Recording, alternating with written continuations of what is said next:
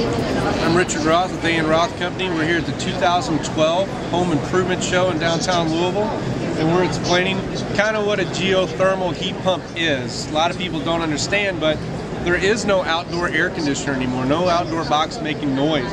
All of that is contained within the bottom of this unit, and you ultimately have a blower, an evaporator coil, which doesn't mean much to the layman, but heats and cools, and we suck the air in, blow it out, and all of the other infrastructure is in the bottom of the unit. So what you end up with is a very clean, self-contained unit, no outdoor equipment making noise or taking up room, and on top of all that, very efficient. For more information, visit us at AandRoth.com.